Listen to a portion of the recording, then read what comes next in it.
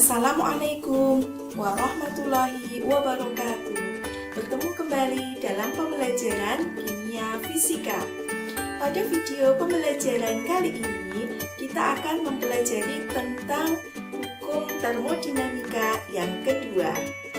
Ikuti dalam video pembelajaran berikut ini. Dalam hukum termodinamika kedua, kita akan mempelajari tentang entropi dan perubahan entropi.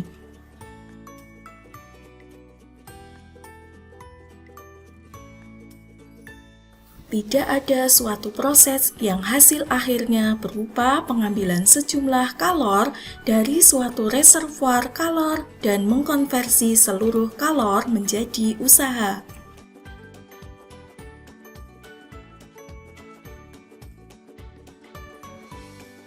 Dalam perumusan Clausius dinyatakan bahwa tidak ada proses yang hasil akhirnya berupa pengambilan kalor dari suatu reservoir kalor bersuhu rendah dan pembuangan kalor dalam jumlah yang sama pada suatu reservoir yang bersuhu lebih tinggi.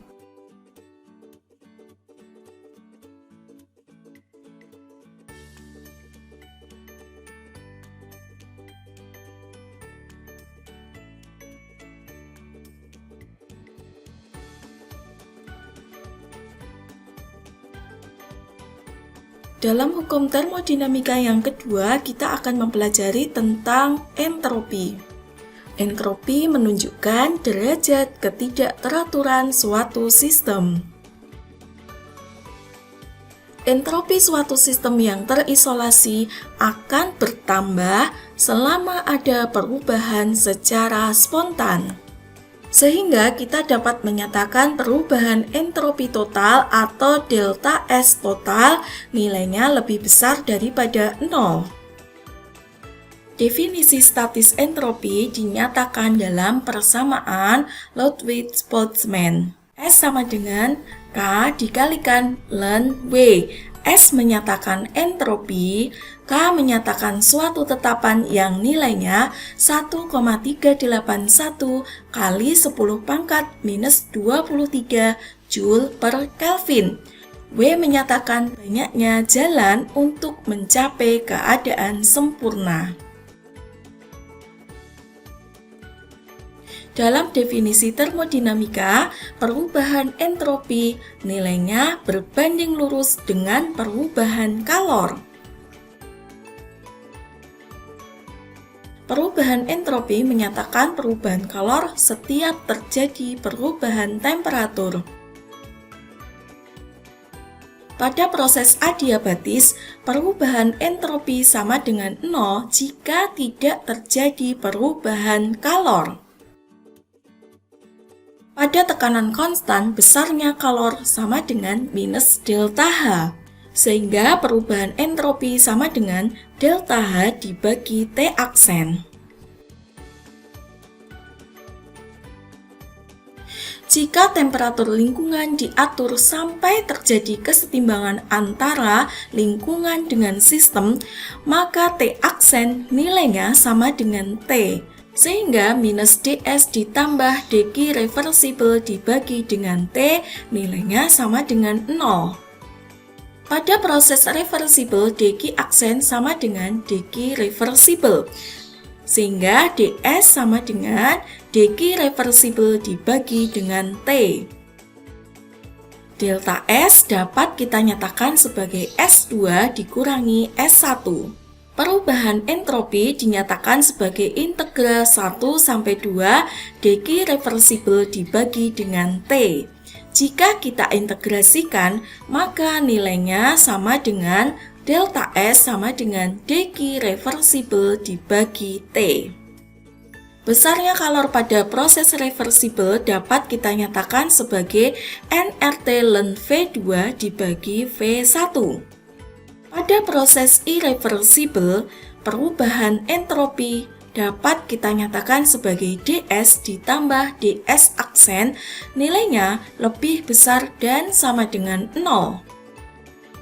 ds nilainya lebih besar dan sama dengan minus ds aksen. Apabila terjadi perubahan entropi pada proses reversibel dari keadaan satu ke keadaan yang kedua, maka besarnya perubahan entropi dapat dinyatakan sebagai delta S sama dengan Q dibagi T pada proses reversibel. Apabila prosesnya berlangsung secara irreversibel, maka besarnya perubahan entropi delta S irreversibel nilainya sama dengan delta S reversibel, atau dapat kita tuliskan S2 dikurangi S1. Pada proses irreversibel, besarnya perubahan entropi delta S irreversibel sama dengan delta S reversibel. Pada proses reversibel, besarnya perubahan entropi juga sama dengan delta S irreversibel sama dengan delta S reversibel. Pada proses adiabatik reversibel berlaku ketidaksamaan Clausius.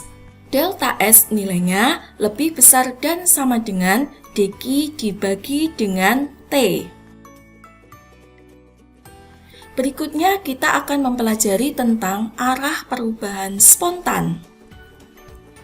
Pada proses pemuaian spontan, besarnya perubahan kalor sama dengan 0 sehingga delta S lebih besar dari 0. Pada proses pemuaian isotermal irreversibel, du sama dengan dq ditambah dw nilainya sama dengan 0, sehingga dq sama dengan minus dw. Pada proses pemuaian gas yang berlangsung pada ruang hampa, dw sama dengan 0 dan dq sama dengan 0.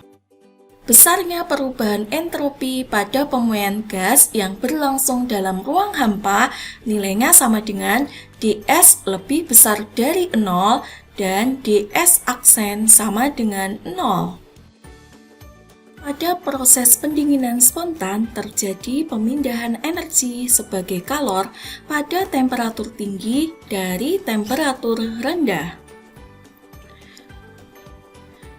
Perubahan entropi total sama dengan Q dikalikan 1 dibagi TC dikurangi 1 dibagi TH. Perubahan entropi transisi fase dinyatakan sebagai delta S sama dengan delta H transisi fase dibagi dengan temperatur transisi fase. Perubahan entropi pada transisi fase digunakan untuk menentukan besarnya perubahan entropi pada proses transisi fase dari cair menjadi padat atau sebaliknya. Perubahan transisi fase juga digunakan untuk mempelajari transisi fase dari cair menjadi gas atau sebaliknya. Perubahan entropi transisi fase juga digunakan untuk mempelajari perubahan transisi fase dari padat menjadi gas atau sebaliknya. Pada proses transisi fase dari cair menjadi padat, delta H dan delta S bernilai negatif. Pada proses melebur, delta H dan delta S bernilai positif. Pada proses perubahan transisi fase dari cair menjadi gas, delta H dan delta S bernilai positif, sedangkan pada transisi fase dari gas menjadi cair, delta H dan delta S bernilai negatif. Pada proses perubahan transisi fase dari padat ke gas, delta H dan delta S bernilai positif, sedangkan perubahan dari gas menjadi padat, delta H dan delta S bernilai negatif. Pada pemuaian gas sempurna, perubahan entropi nilainya sama dengan nRT ln V2 dibagi V1. Perubahan entropi lingkungan dinyatakan sebagai delta S aksen nilainya sama dengan minus NR ln V2 dibagi V1. Perubahan entropi sistem terisolasi delta S total nilainya sama dengan NR ln V2 dibagi V1. Apabila suatu sistem dipanaskan, maka besarnya entropi S2 sama dengan S1 ditambah integral 1 sampai 2 dq reversible dibagi dengan T. Pada proses isokorik, besarnya entropi S2 sama dengan S1 ditambah integral dari keadaan 1 ke keadaan kedua CV dt dibagi dengan T. Apabila diintegrasikan, maka besarnya dq reversible sama dengan Cp dt. Untuk gas, nilai Cp tidak tergantung pada temperatur, sehingga S2 sama dengan S1 ditambah Cp ln T2 dibagi T1. Demikian penjelasan hukum termodinamika yang kedua. Ikuti video pembelajaran selanjutnya. Assalamualaikum warahmatullahi